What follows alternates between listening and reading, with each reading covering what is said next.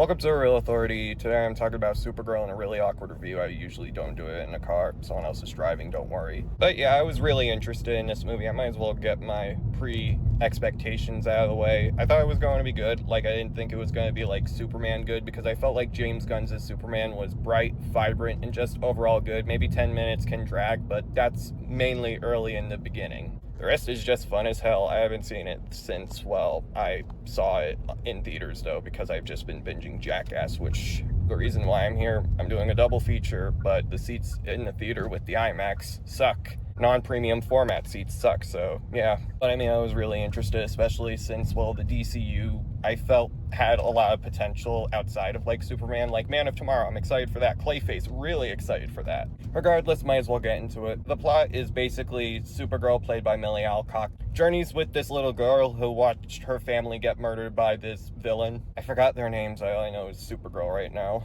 And they basically team up and try to find a cure for this poison that has basically befallen Crypto. I'm gonna get started with the positives. I felt like the acting was pretty good for the most part, even though I will mention Eve Ridley real quick. Mixed. I guess I'm going mixed first. She's not bad, but I felt like the writing really let her character down and didn't give Ridley time to shine. She was really an unengaging character, and that's by no means her fault. I just felt like the screenplay didn't really form an interesting character with her. She's in a bulk of the movie, but honestly, it's up to Millie Alcock to really carry it. Other mixed stuff, VFX is overloaded, unfortunately, and the cinematography is kind of drab, which really does suck because I felt both of them were strong in Superman. I don't know, Craig Gillespie's directing isn't bad. In fact, I'd mention it as a positive, awkward transition into positives. The rest of the acting's pretty solid. Millie Alcock, I know that there's a bit of controversy around here from what I heard. I haven't looked really into it, but the internet's kind of making her the next Rachel Zegler.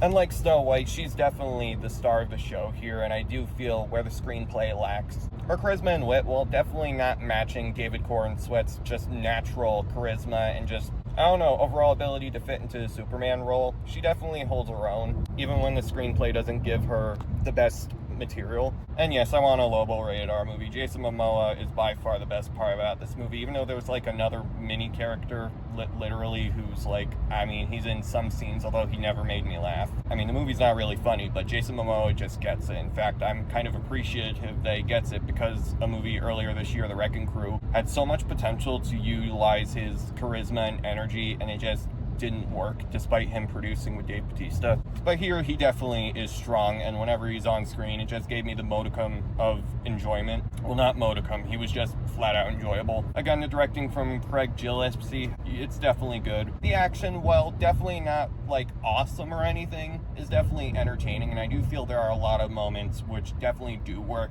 although feel out of place overall. I guess getting into the negatives, because I really want to like this movie. I'll let you know whether it's the worst movie ever or the best movie just with some flaws or not. Don't know why I'm going all over the place again. I'm leaning back. But starting off, I really do feel the screenplay from this person, it's by no means atrocious or anything, but it just relies so much on conveniences, and I do feel conveniences, if handled right, can easily slip by, but this movie handles them in such a way in which they're noticeable and just forced. This screenplay really doesn't know how to build this narrative. It just takes easy shortcuts in order to get to the next set piece or scene. Which really does suck, because even though Superman is overcrowded, and I still love it for that, mainly because it kept a central focus on Superman himself, this movie really doesn't know what to focus on. Does it focus on Supergirl or the Eve Ridley character? Sometimes we'll get Lobo, so I don't know, it just makes it so that the moments that do work, because as you probably seen in the trailer, definitely calls back to the origin story of Kal-El. And then sometimes it focuses on the villain, who's pretty weak, unfortunately.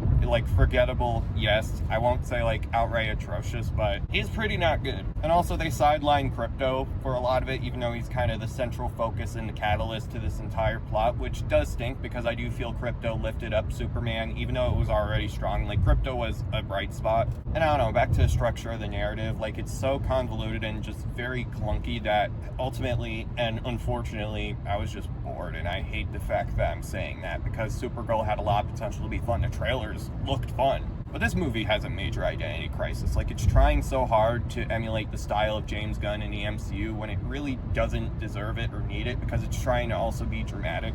Like, it's not as out of place as Thor: Love and Thunder, but yeah, the boredom really shocked me, and it's a shorter movie than Superman. Like, in an hour 50 minutes, this should have been a blast, but the movie really doesn't know what it wants to be, and when it tries to be a comedy, it's not handled in the best way. It just leaves it so that the dramatic moments really got to carry it, and only a few times did it work. Like, the flashbacks to Krypton are kind of interspliced in this movie, when I really do feel they should have gone with the traditional approach, especially with Superman stories, in which they open the movie with that and then build from there. Like, it wouldn't resolve all the issues with, like, the main plot, but it would have been something. But no, they're just interspliced in there to try to provide, I don't know, the right amount of drama, but I really do feel that Supergirl as a character is just not well written enough, despite Alcock's best attempts. I don't know, it's just as simple as that. It's a really forgettable and just frustratingly disappointing movie because Supergirl had so much potential to be great. Like, I'm still thinking that the DCU is going to be just fine with this movie included, but it's quite sad to see them fumble on the second attempt. I am really excited to see what the rest of the franchise has in store, but with James Gunn kind of relying on great screenplays in order to get movies greenlit, this is his first L in terms of, like, screenplays, because the screenplay is basically attributing to a lot of why I didn't like Supergirl.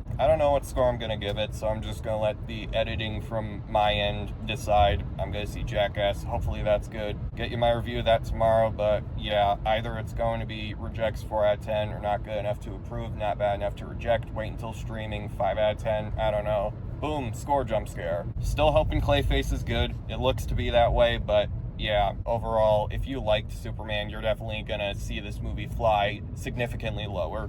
And if you aren't a fan of the MCU's, like, consistent reliance on comedic dialogue, this is not gonna be for you. It's fine, it's whatever. I don't know how it's gonna fit into the rest of the DCU, but we'll see. But point is, I didn't like it, unfortunately. Make sure you leave a like, subscribe to the channel, turn on post notifications, and comment your thoughts on the movie, and definitely let me know what you thought about this one. And yes, I know there's an original 84 Supergirl. I heard it was bad, but I didn't see it. Probably my lucky thing, I don't know. Is this better than the OG Supergirl, I guess, or the TV show, CW TV show? I don't know. Let me know. Peace.